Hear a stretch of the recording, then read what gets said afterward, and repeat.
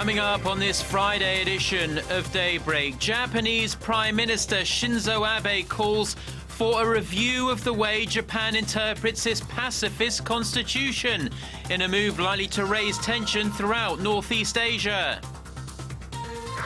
The captain and 3 senior crew members of the sunken Sewol ferry have been indicted for homicide out of willful negligence.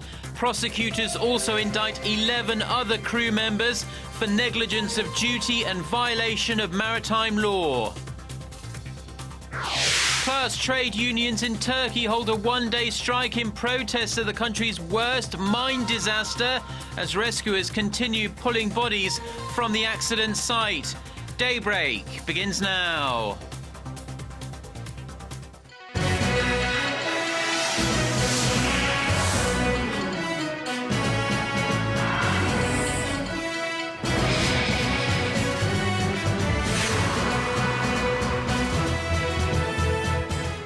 Hello and thanks for joining us. To our viewers in Korea and around the world, it's 6 a.m. on Friday, May 16th here in Seoul.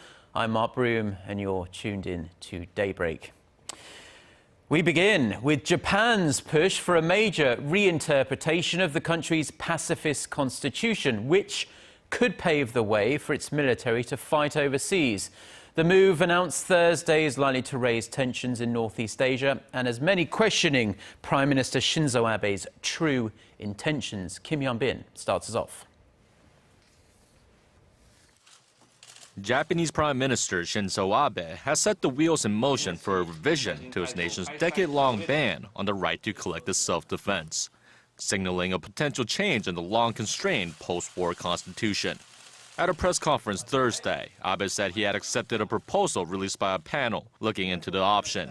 It calls for a drastic change to Japan's post-war security framework and would allow the country's military to come to an aid of a neighboring country under attack. In an effort to address concerns among Asian nations, Abe added that Japan will stick to a peaceful path, pledging that Japan should not again wage war. South Korea's foreign ministry urged Japan to use its powers for peaceful purposes, aimed at maintaining regional security, and emphasized that it needed to seek confirmation with Seoul on issues regarding the Korean peninsula. Japan will only be able to influence security issues on the Korean peninsula upon our request. To better deal with rising tensions with China and volatile North Korea, Abe's advisors urged the need for changes in its defense policy, which only allows minimum forces. In response, Chinese Foreign Ministry spokeswoman Heo Chunying said that Japan has taken some unprecedented moves to increase its military might, and neighboring Asian countries have full reason to be highly vigilant over Tokyo's true intentions. Observers say Japan is eager to reinterpret its constitution to deter Chinese expansionism, especially in regards to a set of disputed islands known as Senkaku in Japan and Diaoyu in China. Kim Hyun-bin, Arirang News. So we can see there that Japanese Prime Minister Shinzo Abe is pushing to ease his country's constitutional limitations, but his drive has divided public opinion in Japan. Well over 2,000 protesters formed a human chain around the Diet building in Tokyo on Thursday to oppose the administration's attempt to scrap Japan's pacifist ideals set out in the post-war constitution. Protest organisers say people of all ages took part, including people who experienced World War II under Japan's military government. A journalist at the protest said democracy could be under threat in Japan if the government forges ahead with Abe's plans. Now, senior diplomats from Korea and Japan held a second round of talks in Tokyo on Thursday on Japan's sexual enslavement of Korean women during World War II, but progress appears to have been slow. Seoul's foreign ministry said the two sides held an in-depth discussion on ways to resolve the so-called comfort women issue. More than 200,000 women, mostly Korean, were forced to serve as sex slaves to the Japanese military at so-called comfort stations in the early 20th century. Tokyo claims the issue was settled through a 1965 treaty when the two countries normalized their diplomatic ties, but Seoul is demanding an official apology from Japan and legal compensation for the now elderly victims. The next meeting will take place in Seoul in June. Now, exactly 1 month has passed since the sinking of the Sewol ferry. The number of missing still stands at 20, with 3 more bodies recovered on Thursday. In regards to the criminal investigation, the captain and 3 senior crew members have been charged with homicide out of willful negligence. Shin Se-min reports. State prosecutors on Thursday indicted Sewol ferry captain Lee Jun-seok and 3 other crew members on charges of homicide out of willful negligence. They say the 4 fled the ill-fated ferry without first evacuating hundreds of passengers on board and also calling on them to remain in their cabins. Prosecutors say some of the crew confessed that they did not attempt to save passengers because they themselves wanted to survive. If found guilty, they could face a maximum penalty of life imprisoned or even death penalty.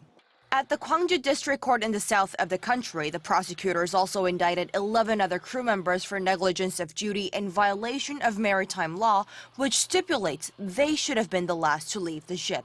Instead, they also escaped from the ferry as soon as they realized that water levels were rising. They are also accused of changing out of their uniforms during the rescue operation, making it difficult for the Coast Guard to distinguish them from passengers.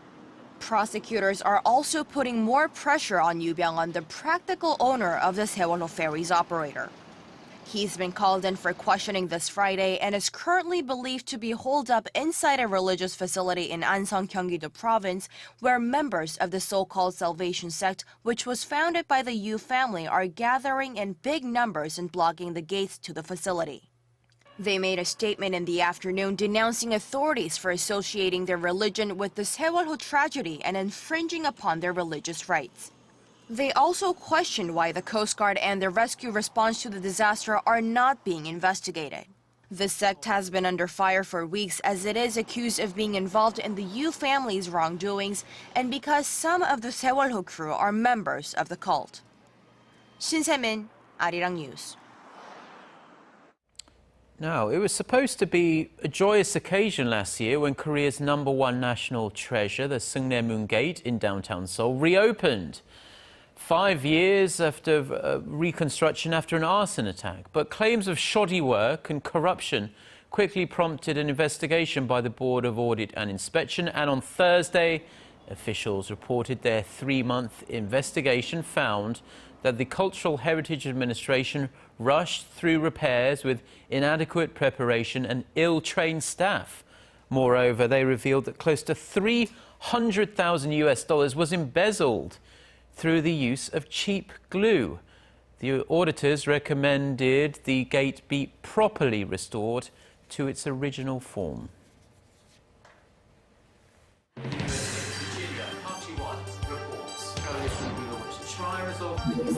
We start before the sun rises to bring you the latest stories out of Korea.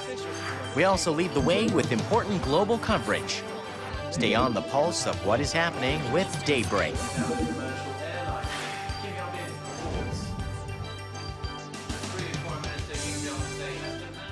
Korea's automakers and the auto industry in general enjoyed a bumper month in April. Double-digit growth was seen in production, domestic sales and exports. Park Ji-won has this report. Korea's auto industry fared very well last month in all areas: production, domestic sales, and exports. According to figures released by the Trade Ministry Thursday, Korea's auto industry logged double-digit growth across the board in April compared to the same month last year. Vehicle exports in particular hit a record high in April, coming in at over $4.8 billion.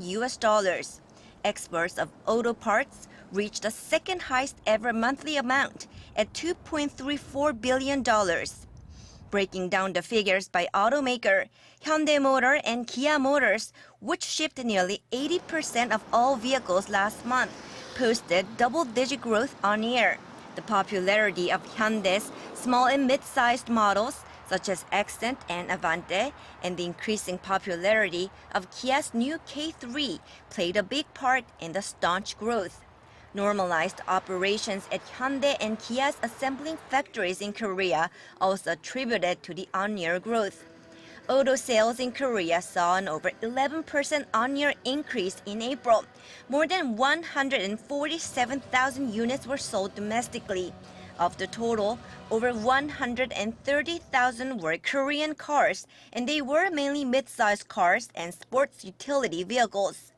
It marks the first time in 16 months that Korean automakers have sold more than 130,000 units in Korea in a single month. Production was in full swing as well. Over 433,000 cars were manufactured in Korea in April, up more than 12% on year. Park Ji-won, Arirang News. Now, here in Korea, home to some of the world's most tech-savvy customers, 8 out of 10 people use their smartphones to do their banking. The Bank of Korea says that the number of smartphone banking users stood at over 40 million as of the end of March. That's up 8.5% from the end of last year.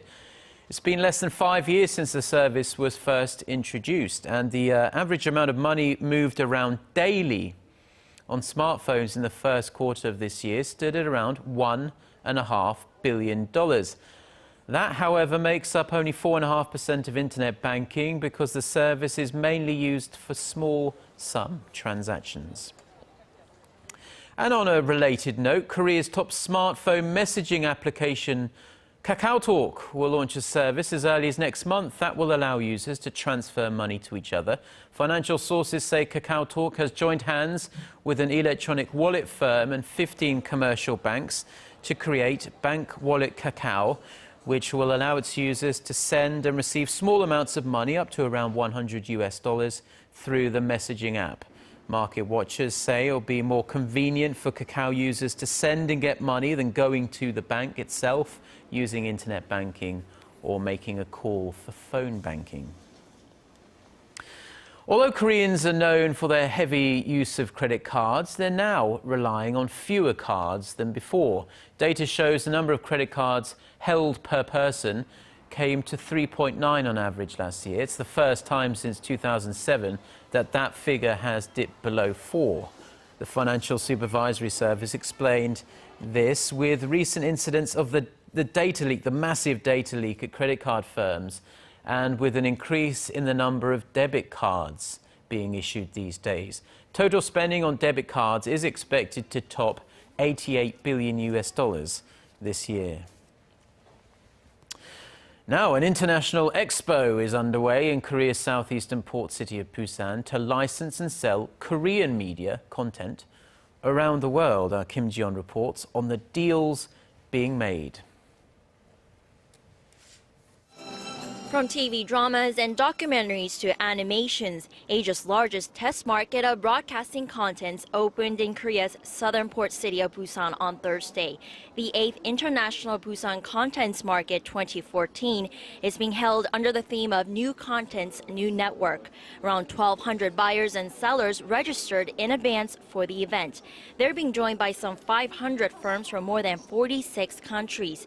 Providers of broadcasting contents from Taiwan and Colombia are taking part in the international event for the first time. For us, I think it's very important because it's growing a lot over the years. So it's not only like we meet with broadcasters from Korea, but we're meeting with broadcasters and producers from all over Asia. So for us, it's great. It's a great opportunity to kind of expand ourselves even more. But this is about more than just business. Academic seminars on policies for mobile and ultra-high-definition TV contents were held. Various experts and specialists shared their views on finding ways for broadcasting contents old and new to thrive in this new digital age. Korea's one and only English broadcasting station, Arirang TV, participated in the event, releasing its new program for the year. The 3-day event runs until Saturday. Kim Ji-yeon, Arirang News, Busan. Now, the movie stars are out in force in the south of France for the 67th Cannes Film Festival. But if you're hoping to see a Korean film to take home an award, you're going to have to wait at least another 12 months because, unfortunately, none are in the competition this year, which raises some serious questions about whether Korean films are losing some of their luster on the world stage. Our Sun Jung-in reports. For the second year in a row, there will be no Korean movie competition at the Cannes Film Festival. It's a disappointing turn of events as Korea had films competing in almost every other year dating back to 1998. Since Im Kwon-taek won Best Director at Cannes in 2000 for his film Chunhyang, movie directors have used the festival as a springboard onto the international stage, including Park Chan-wook, Hong Sang-soo, and Im Sang-soo. Some movie critics blame commercialism for the recent drought. Movies that are planned as art films become commercialized when big companies get involved, and I think that may have had an effect. Other critics argue that it's too early to undervalue Korean movies just because of their recent failure to enter the competition. They point to actress Chun Do-yeon being named a jury member at the festival as proof. It is promising that Chun Do-yeon was selected as a panel member for the movie festival, following in the footsteps of directors Shin Sang-ok and Lee Chang-dong. It is the equivalent to 3 or 4 Korean movies competing at the festival. Korean films weren't completely shut out of this year's festival. 4 Korean films, including A Girl at My Door, Target, and A Hard Day, have been invited to be screened in a separate non-competition category. It represents a big opportunity for the film's directors. And although Korea is out of the competition this year, local critics are hopeful that next year's festival will be different. This year's version runs through May 25th. Son Jung-in, Arirang News.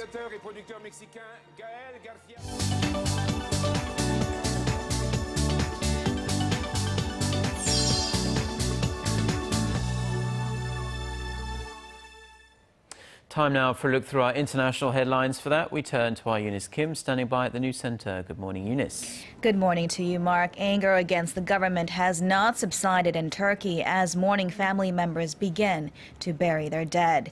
Protests broke out in Istanbul, Ankara, and other cities. In Istanbul and Izmir, police used water cannons and tear gas to break up the demonstrations. Anti-government sentiments have been stoked by damaging images of an aide to Prime Minister Recep Tayyip Erdogan kicking a protester held down by Special Forces police. Local newspapers published the pictures citing him as a deputy chief of staff and reporting that the incident was prompted when the protester had kicked a vehicle in Erdogan's convoy on Wednesday. The images have triggered a firestorm of outrage online and offline as the search continues for unaccounted miners at the coal mine in Soma, where the death toll has risen to 282 with no additional survivors since the day the explosion and fire took place. Meanwhile, Turkey's President Abdullah Gül visited Soma on Thursday to call the explosion a, quote, huge disaster, adding the pain was felt by all. A ferry with about 200 on board capsized in waters off of Bangladesh Thursday when a tropical storm caught the boat off guard a couple hours into its journey. Officials say at least 12 bodies have been recovered, including those of women and children, with more feared to be inside the vessel. Some 40 people are reported to have managed to swim to shore, this according to police. A rescue vessel was sent from Dhaka, where the ferry began its journey, as the recovery mission continues. And Thailand has called off its national elections that had been slated for July 20th. Its election commission said the polls were no longer possible given the country's political unrest and its impact on the preparations for the elections. In the latest escalation of violence, 2 men were fatally injured early Thursday morning local time when gunmen in a pickup truck fired at an anti-government camp near Bangkok's Democracy Monument. 22 others were hurt. This prompted Thailand's army chief to issue a warning to protesters, saying the military force will be used if the situation turns more violent. At least 28 people have been killed and scores more injured since anti-government demonstrations broke out last November. And finally, U.S. automaker General Motors has issued 5 more recalls Thursday, affecting nearly 3 million vehicles globally. The largest of the 5 affected 2.7 million cars, including the Chevrolet Malibu, Pontiac G6, and Saturn Aura models, being called back on tail lamp concerns. GM is still dealing with the aftermath of its grossly belated recall related to faulty ignition switches, which was linked to at least 13 deaths.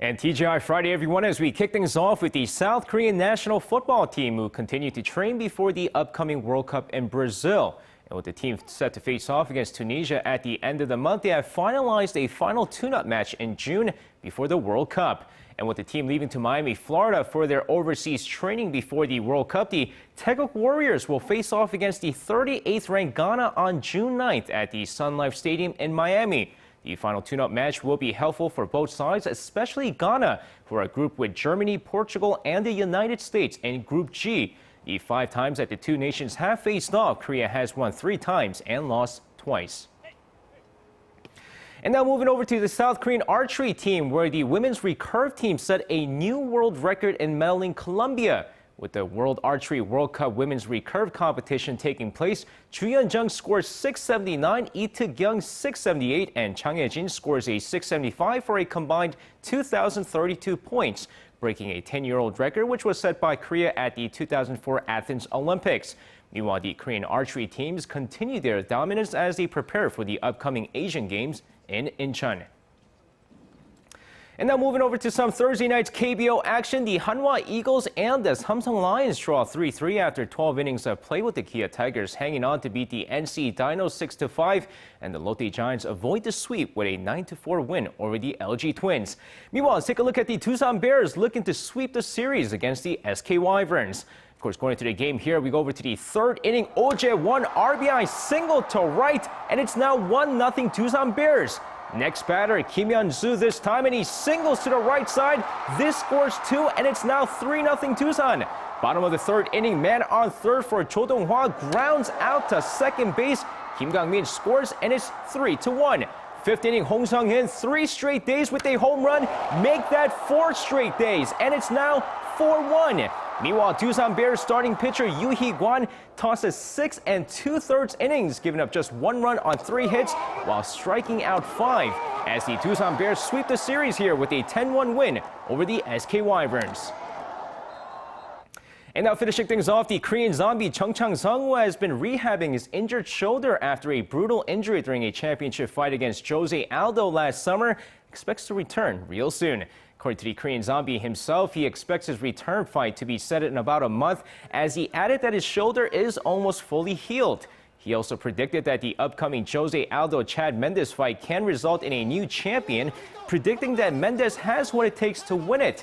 Chung, who's one of the most popular fighters in the UFC, hopes to get another title shot, pending results of his next fight. And that's going to wrap it up for me. This has been SJ. Have a great weekend, everyone, and see you guys again for your sports needs.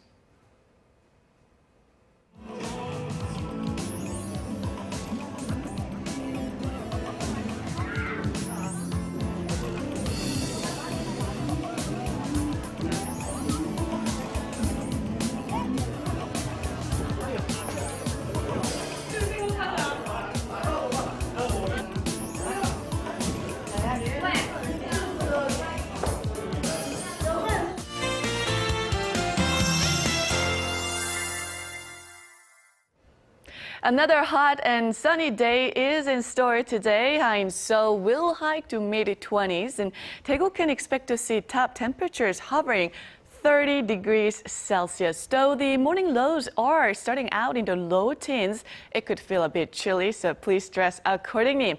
And as we can see, there are hardly any clouds hovering over the peninsula, and it should remain this crystal clear throughout the day. And with that, the UV level will be relatively higher than usual, so don't forget your sun cream and sunglasses to protect yourself from the sun. Well, over in Jindo, winds and waves will remain calm today, but the currents in the water will be stronger as the spring tide period continue. With that in mind, let's take a closer look at the readings for today. The morning low here in Seoul is starting out at 12, and the high will rise to 25, while Daegu will peak at 30, and Gwangju and Busan should climb to 27 and 26 respectively. For other regions, it looks like down on Jeju and Daejeon will reach 25 and 27. Dokdo should see a high of 19, while Mount Keungang tops out at 16.